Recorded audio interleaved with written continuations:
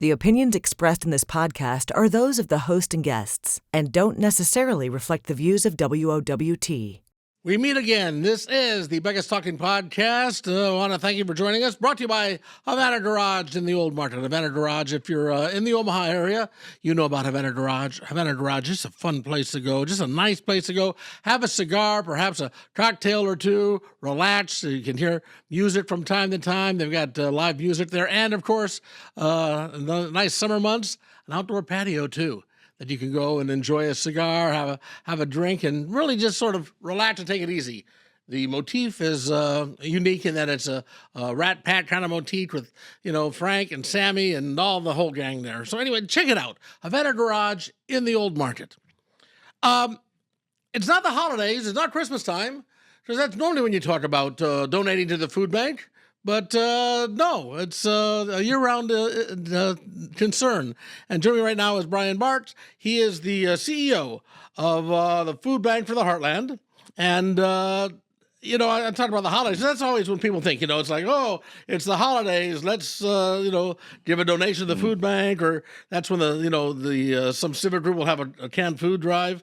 But this is a year-round sort of a thing. Yeah, so much of our business on the philanthropic side is very seasonal, whether it's financial giving, volunteerism. We certainly see spikes during the holidays. Food drives certainly spike during the holidays. But the problem that we're trying to address is around for 12 months, and the amount of hunger that we see, food insecurity that we see, is pretty much level across the 12 months. The amount of food that we distribute, pretty level across 12 months. We'll do a little bit more in November and December, but for all intents and purposes, it's pretty much the same January through December. And when you say the food you deliver, who do you deliver it to? Sure, great question. So a lot of people perceive that the food bank is a place where you go and maybe in between jobs and you pick up a couple sacks of groceries and then off you go. The food bank model does not work that way, and the food banking model across the country does not work that way. So what we do is we serve as really kind of a distribution center where we partner with over 500 different organizations across our 93 county service area in Nebraska and Western Iowa. And those agency partners that we call them can be anything from a brick and mortar pantry in any community. It can be a school. It can be an after-school program like Boys and Girls Clubs, et cetera. Here in Omaha, if you're familiar with Together Inc., which is at 24th and Leavenworth, they also have a location at the Lakin campus in Council Bluffs, a Heart Ministry Center at 22nd and Binney. Those are our two largest partners. That's where they receive food from us, and then those folks do what they do best, which is serve their community. I drove by Together Inc. A couple of 3 weeks ago. Yeah. I drove by, and it was the day when the pantry was open, and the line was a block long. I mean, the demand of people that were there, and the people that were in line, for the most part, I mean, just glancing at them, they weren't like drug addicts or alcoholics. They were, people that needed help. They were like people that were working, but not making enough money to take care of their family needs. Yeah. First of all, the line that you saw at Together Inc. is what's happening all over Nebraska, Western Iowa. It's happening all over the country. And yes, the majority of people that are being served are the working poor. People who are working 2 or 3 jobs to make ends meet. As you know, you go anywhere, prices are up everywhere. The price of food is skyrocketed. Daycare, housing, everything is more expensive. And so low-income families have a really hard time stretching that food budget. And the low-income families, for the most part, the wages aren't rising. Correct. And so they're dealing with the inflation, they're dealing with those problems without having the wherewithal to take care of it. Yeah, so we're looking at 1 in 7 people in Nebraska and Western Iowa in the areas that we serve. That's roughly 259,000 people who are considered food insecure. And food insecure being not having enough resources to put a healthy meal on the table. So 60,000 people in Nebraska and Western Iowa considered food insecure. That's 1 in 7. And unfortunately, 1 in 5 are kids under the age of 18. Now, I know that to be true. but I've been very fortunate in my life in that I've never had to, live that life.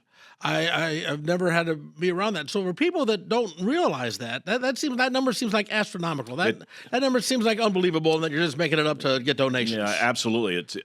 It's because hunger is a problem that you really don't see. People don't, go to work or go to school with a sign around their neck that says, "I skipped breakfast today," because couldn't afford it. Hunger is an invisible problem. I will say one thing that COVID did is that it helped expose the hunger problem that we have in our communities and in our nation, but it also made it worse. And the numbers that we're seeing are much higher than they were during COVID. The number of people who are considered food insecure has risen above COVID and has flattened at that very high rate. How did it make it worse? I mean, I would think COVID happened, people weren't working, and so therefore, okay, we need help with the food. The economy came back, the jobs came back, the unemployment level is very low here. So how did COVID make it worse? Once you dig yourself into a hole as a low-income family, it gets harder and harder to dig yourself out of it. And so that's essentially why more people are needing help. As you mentioned, the wages of low income have not risen to the rate of inflation, and people are just falling behind and behind. I'm going to speak from personal experience.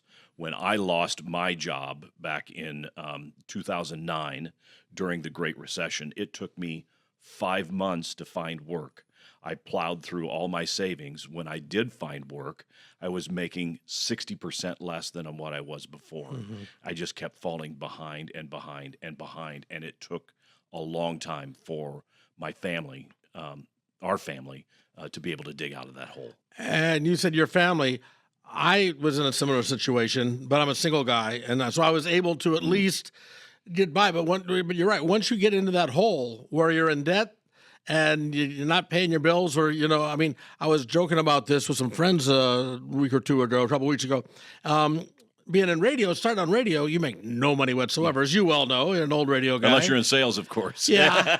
Yeah, but I wasn't. I was a nighttime DJ in Green River, Wyoming, and so you're not making any money there.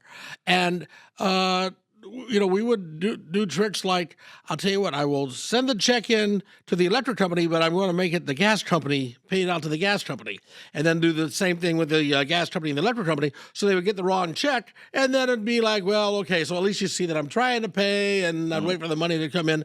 And once you get into a hole like that, and you start, robbing Peter to pay Paul, it is very difficult to get out. And again, just with the prices of everything going up, it just makes it very, very difficult.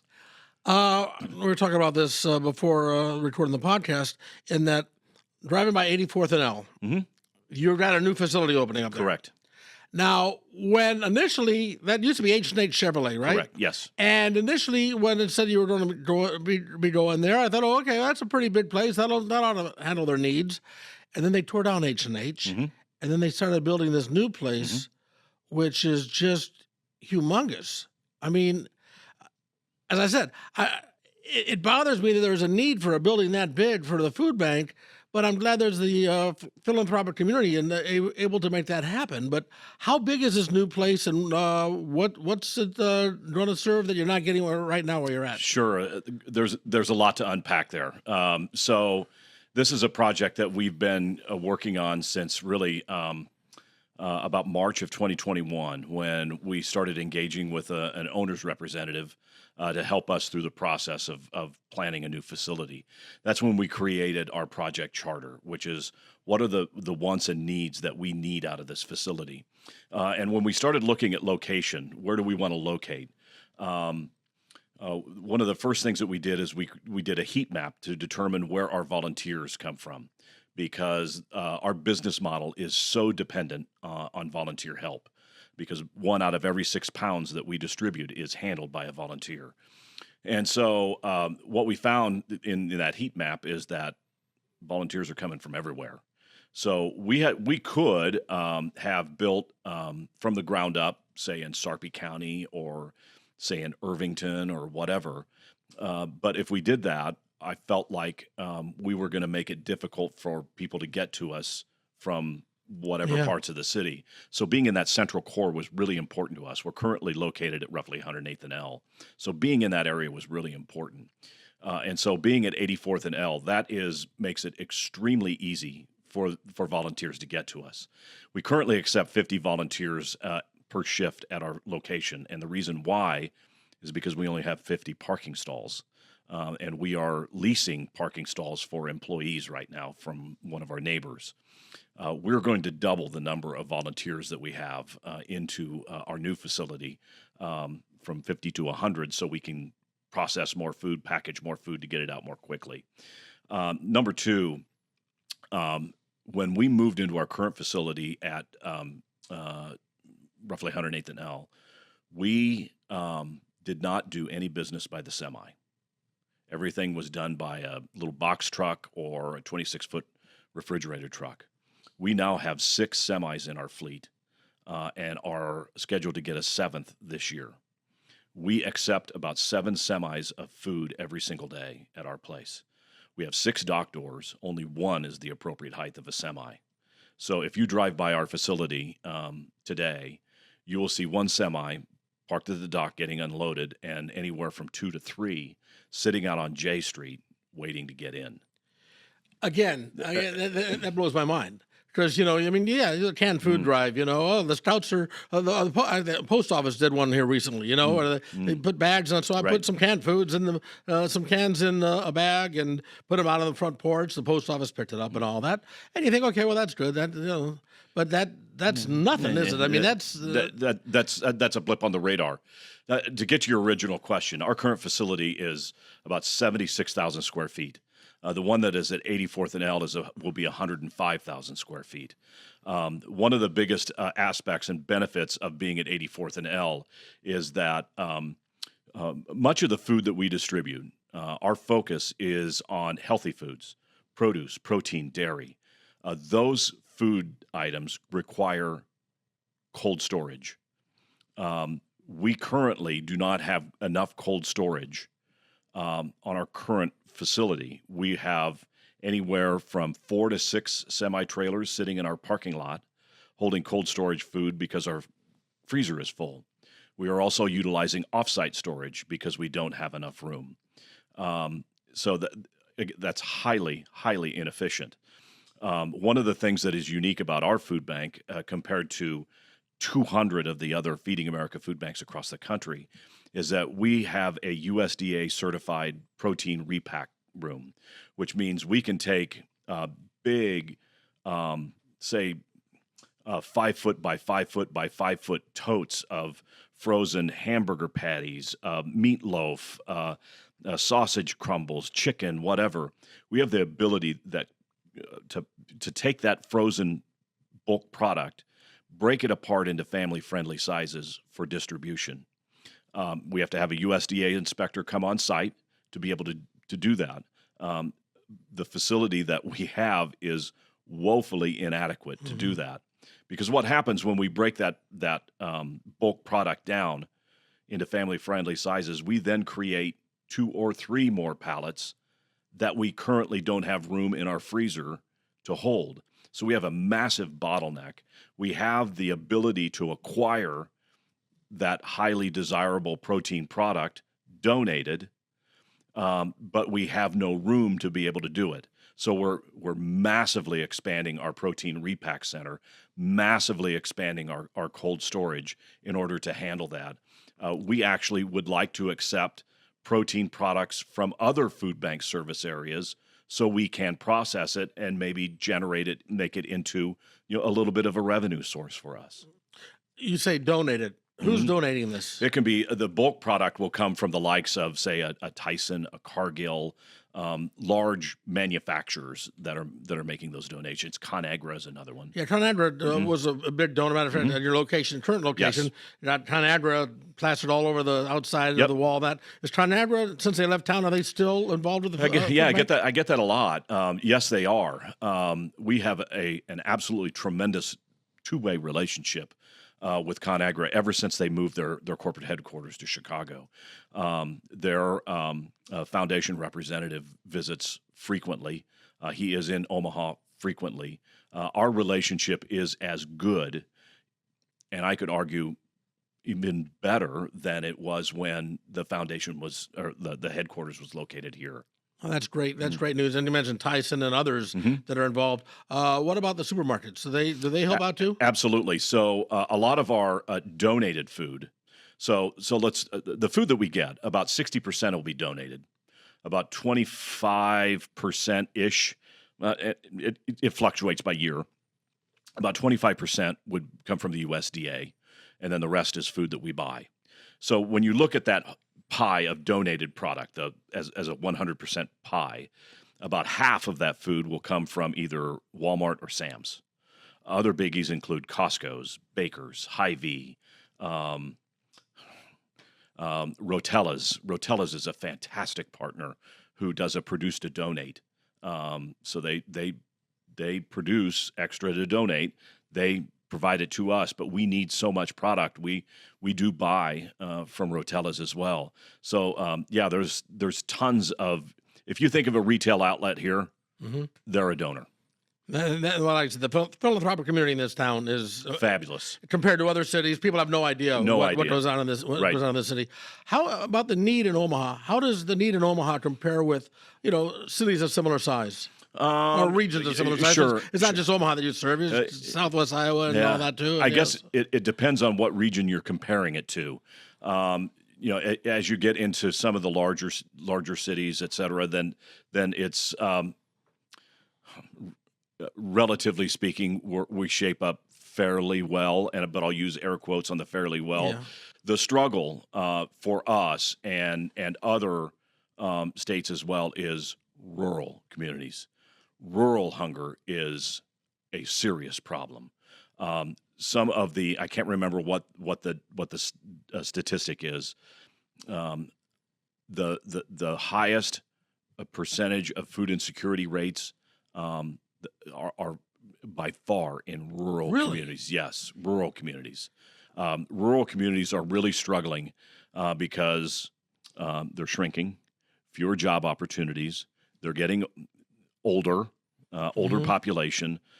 It's just it is a real struggle, and that is a massive challenge for us when our service area includes 77 of Nebraska's counties, and goes all the way out to the Panhandle. Whereas the Food Bank of Lincoln has 16 counties in southeast Nebraska. Getting our food from Omaha to Scotts Bluff is a real challenge, and everywhere in between.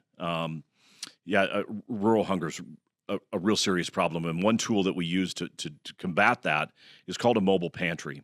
So we will partner with like a local church, a school, or whatnot, and so we will bring out food to that location.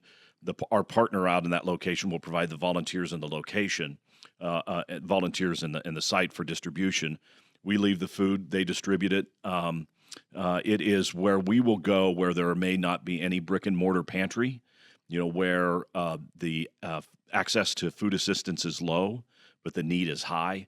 And so that's a tool that we use. We do about 40 to 45 mobile pantries a month in communities all across Nebraska and western Iowa. Which is just mind-boggling when you think about the people that produce the food don't have the food. Mm-hmm. Well, yeah, it's because we do a wonderful job at producing food that makes our steaks taste great, and to fuel our cars. We do not do a really good job in our state of doing people food. There's some outlets doing that. There are, but to a large scale. I mean, let's face it. The growing season here is not conducive. I mean, when you're talking about food banks in Arizona, California, Texas, whatnot, they're getting product and produce all the time that's being donated. It's a little harder. Locally grown produce. For us, it's a little bit tougher. If somebody comes to one of the food pantries, do they just go, they walk up and you give them a bag of groceries and say, here you go? Or do they get a chance to go and pick out what they want, do their own shopping? And also, does it matter? I mean, is it like one bag per person, or does somebody has a family? Do they get more? I mean, how does that all work? Sure. It depends on where they go. And there's our partners will run different models, and we don't tell them, what they need to do. The best way from our vantage point, is to do what's called a choice pantry. Whereas, like at Together, you go in and you walk through and you choose the food items that you want and would like. That's the best way. There is less food waste that way. When COVID came, it created a model that was kind of like a drive-up distribution, where there would be a pre-packaged box of food items that would be placed in a car in a low-touch, no-touch manner. It was fast, it was easy, but there's more food waste there because maybe the person doesn't like everything that's in that box. So there's models both ways. In a mobile pantry, it is predominantly a drive-up model where you will get about a 15-pound box of a dozen or so shelf-stable items. You'll get some produce, some frozen product, bakery, and some dairy. That's generally what is. Earlier, you mentioned the USDA, donations from the USDA. So the government provides you with food as well as cash, or food, and so both food. In that there's a program called TFAP. The acronym is TFAP, the Emergency Food Assistance Program. That is a program in which essentially the USDA goes out and looks at surplus food that's out there, purchases it, and then distributes it to food banks. We get reimbursed for a portion of the cost that it takes to store and distribute that food. So that's the funding part. And that food can be anything from, it can be frozen fish, it could be canned beans, it can be canned fruit.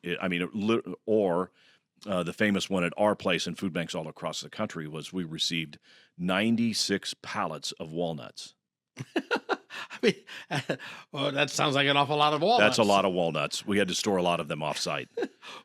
Well, does the walnuts weren't selling, and there was an overproduction of walnuts. It's a better year of production, and so therefore the USDA buys them, and then correct. Wow. Okay, so we all know about the government cuts, cuts in funding. How is this affecting you? So one of the things that we were really concerned about within the One Big Beautiful Bill was there was about a $200 billion, I believe it's $200 billion reduction in to the SNAP program, Supplemental Nutrition Assistance Program, or food stamps program. We are really concerned about the impact of that because right now we don't have enough food to serve our partners right now who are trying to address the number of people who are coming to them for help. So when people lose their SNAP benefits, they're going to go to the pantries that are already overserved with not enough food from us to be able to assist. So we're highly concerned about that. We're also concerned about, I mentioned the TFAP program. That is part of the Farm Bill. And so we have been told that there will be a mini farm bill debated in Congress this fall. We are deeply concerned about cuts to TFAP in order to that would reduce the amount of food that we get in order to distribute out to try to meet the need that we're seeing. What do Don Bacon and Pete Ricketts and Deb Fisher and Mike Flood, what do they say when you go to them with these concerns? Yeah, it depends on who you talk to. It depends. I will say Senator Fisher has been a longtime supporter of our issues that we advocate for. She is a strong supporter of the TFAP program because that's farmers who are producing that food and getting the revenue and making the money from it. SNAP, she understands. I think all of them, though, voted for the One Big Beautiful Bill. I mean, we weren't calling for, completely reject the bill. That's not what we were advocating for. We were just advocating for, hey, the cuts that you're making in SNAP are going to have real implications down the road. One of the things, Tom, that people are, let's just face it, SNAP is a political football. It is a massive political football and has been for a long time.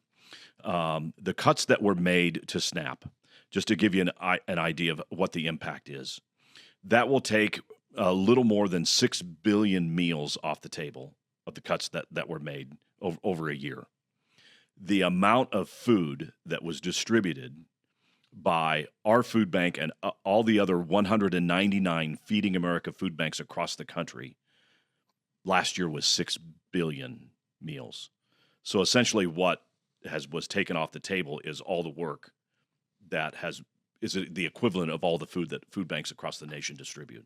We're highly concerned about the impact of what those cuts will mean. When you talk about what was the name of the group that Feeding America. When you talk about Feeding America, this is probably a bad analogy. Is it like like Major League Baseball, where you've got the American League and the National League? In other words, are there other organizations with different names serving different parts of the country, or is it Feeding America all across the country? Sure. Feeding America is the nation's largest nonprofit organization. Feeding America is a membership organization.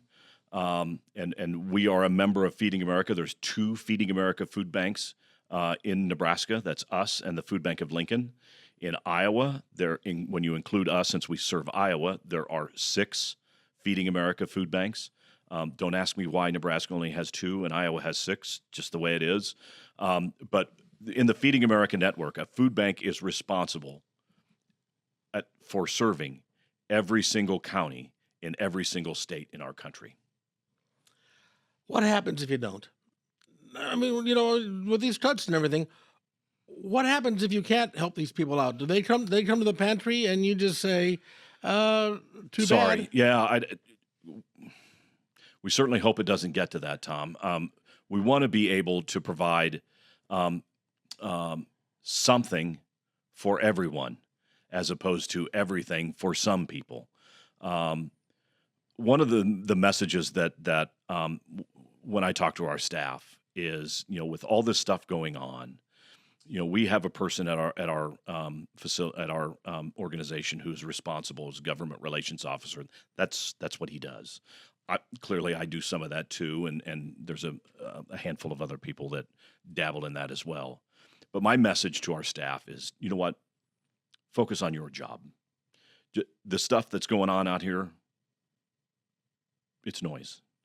Mm-hmm. If you work in the volunteer center, man, love on those volunteers. Thank them for coming in, because they're going to keep coming. Just do your job.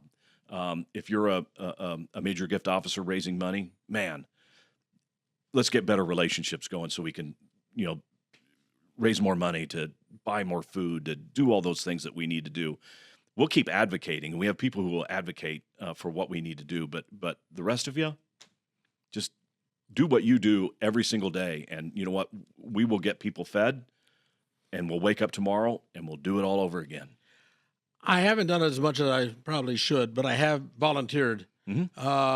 And it's like when you volunteer down at the warehouse, or the food bank, when you do it, it was like a 3-hour shift. Is about that 2.5 hours. Yeah. Yeah. And it really, it's a well-oiled machine. You've got different areas there where, okay, you're dealing with the canned goods over here. You're dealing with school lunch menus. You're dealing with that's something we haven't touched on, what you do for the schools. Over here, the produce and that, and everybody's working together, and there's a real nice upbeat vibe in the place. Mm-hmm. It really is. It's quite something to experience. We really take pride in the volunteer experience. Because we want people to come back, and because our business model is so reliant on volunteers. Many companies come to us for volunteer shifts in order to do team building activities. Yeah, we play the music loud. I can hear them in my office, just down the hall, and we do make it fun. And what we really want people to walk away with is we let them know how productive they were that day. Maybe we also let them know how productive they were in competition with somebody else who was doing the same work on another line, that kind of thing, and let them know how they stand up compared to the average, so to speak. We have multiple different activities going on at the same time. What I'm really excited about is when we can take what we're doing now with the limit of 50 volunteers and to be able to double that and to really just look at the beehive of activity and the amount of food that we're going to be able to package and get out. I think is going to really make a big difference. I mentioned the schools. Last time I did volunteer, part of what I was doing, I was working with a group of people that were putting together like little pouches for school lunches, where it'd be a little, there'd be a juice, there'd be some dried fruit, there'd be things like that, stuff for the kids to nibble on that was healthy, maybe a walnut or two, and this would all go into the schools. What do you do for the schools? Because you are involved with them too, right? Absolutely. So during the school year, we distribute food through about 260 different schools across Nebraska and Western Iowa, bags of food through our backpack program.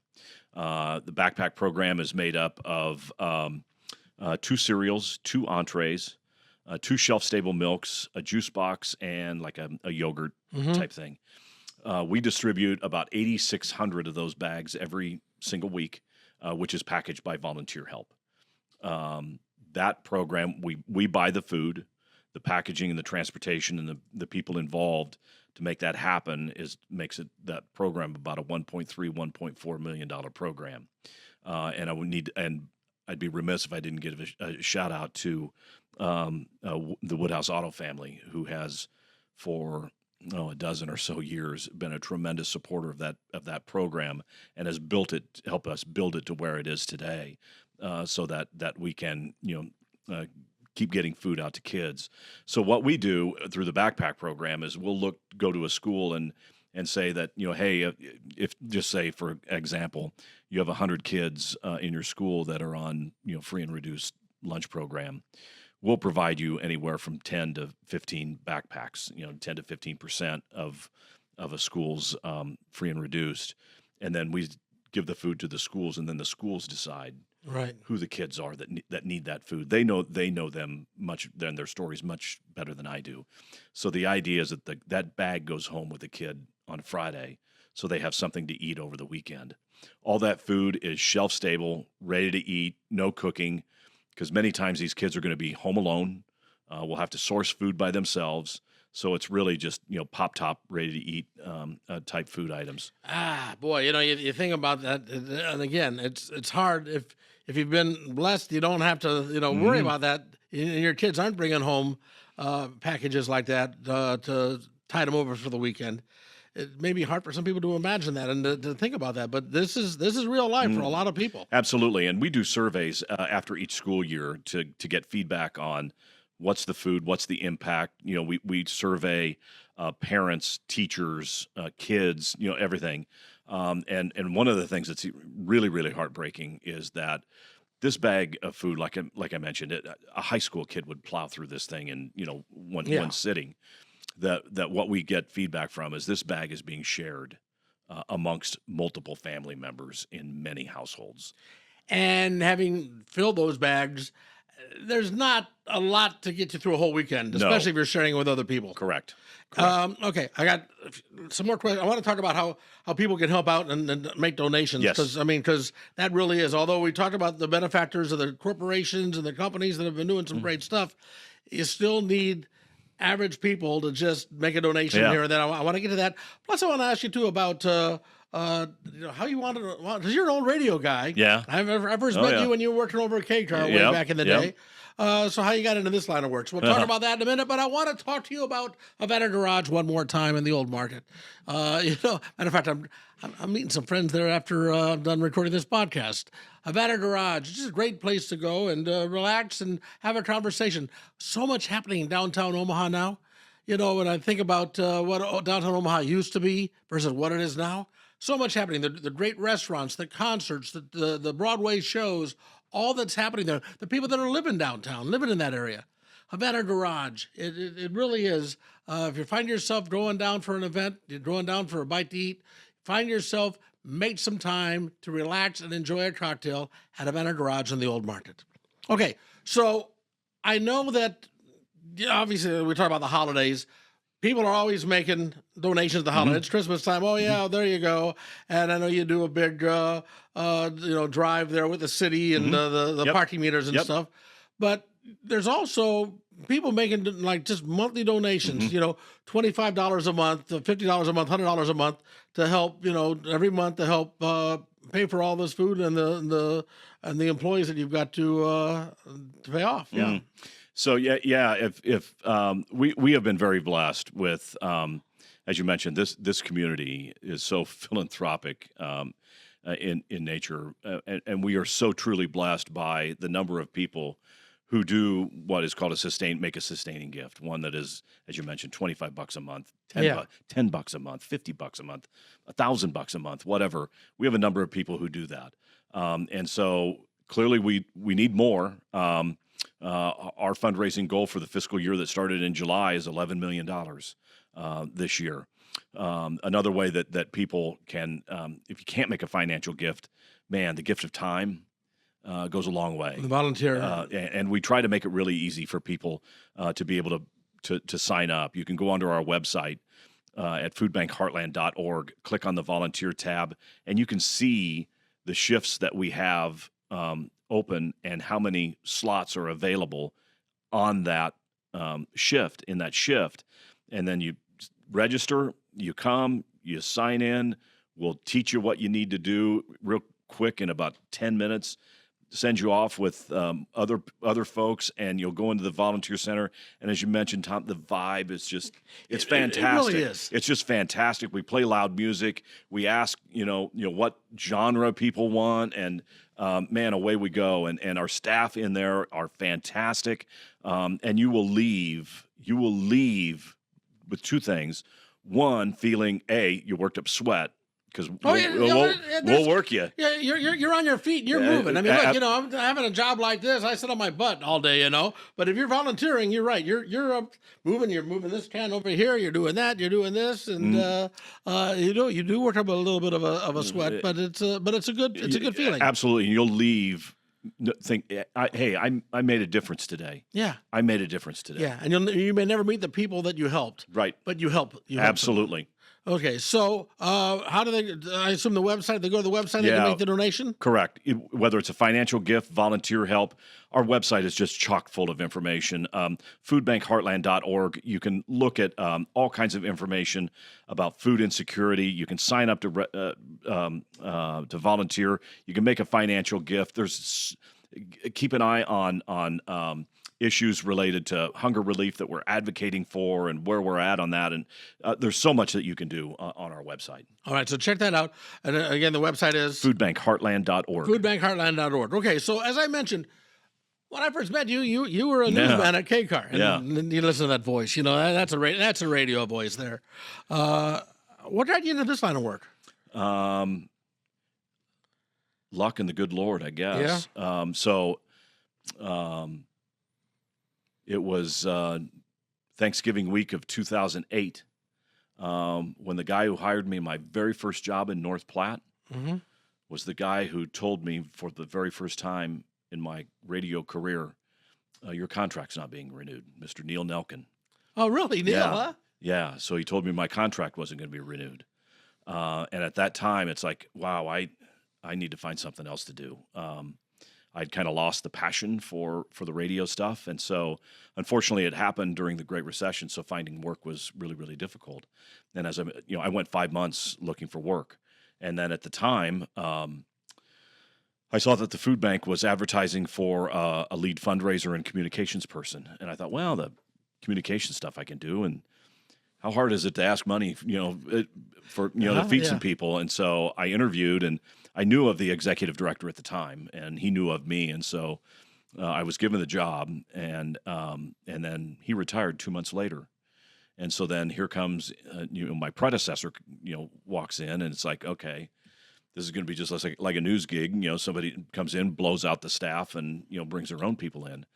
But she didn't do that. For whatever reason, she held on to me, and I worked for Susan Ogborn for 9 years, and then she retired. And I thought, what the heck, I'm going to, go for the big chair, and interviewed for the job with the board. And I tell people I caught the board at a weak moment, and they gave me the job, and so I've been CEO for 7 years at the food bank for a total of 16. And it's, Tom, you get the radio thing. When it was good, I mean, there was just nothing better. There's, I went to school to do it. I loved it. I didn't think I'd ever find a job I'd like better. But for whatever reason, the good Lord carved me a path to the best job I have ever had. Being able to go to work shoulder to shoulder with people who are pulling from the same side of the rope, who believe deeply in the mission work that we are doing, it is so rewarding and invigorating, and it's so energizing. I never thought I would find something that I'd like more than radio, doing radio work. But man, this is it. I'm so proud to be the leader of that organization, because it's the people there that make the magic happen. It is not me, it is them. And I think the world of them. I imagine this happens, but maybe it doesn't. Do you ever get people to come in to volunteer, and as they volunteer, they say, when I was a kid, we ate, you supplied our family food, and now I want to give back? Absolutely. We get it all the time. We get that, Tom, and we also get people who come in to volunteer that end up working for the food bank because they enjoy the work, the volunteer activity. They can see the energy. They get the mission, and they get the work, and they want to be a part of it. So yeah, we get it all. And Neil Nelkin didn't renew my contract once either. Anyway, that's another story for another day. Ryan, thank you for doing this, man, because I think it's important that people realize that it's not just a need during the holidays. That's when people they're more generous during that time of year. That's great, but this is an ongoing thing. And when I saw the development there at 84th and L, when I saw the size of it, it just made me realize just what a need there is, and what problems you're solving. And so I wanted to at least help promote that a little bit and help you guys out. I appreciate it, Tom. This building is a representative of the problem that we have, and it is also representative of we are in this for the long haul. Yeah. And like you said, the need keeps growing. Yep. The need keeps growing. Thank you all for listening this far along the line, and make sure you check us out on the YouTube channel. We got the YouTube channel there. You can catch a lot of former podcasts. Got a little bit of everything on there. If you're interested in Omaha, there's something in there to capture your imagination. The YouTube channel, also like us on the Facebook page, the Becca's Talking Facebook page. Till next time, take care. Thanks to the Havana Garage, and bye, y'all.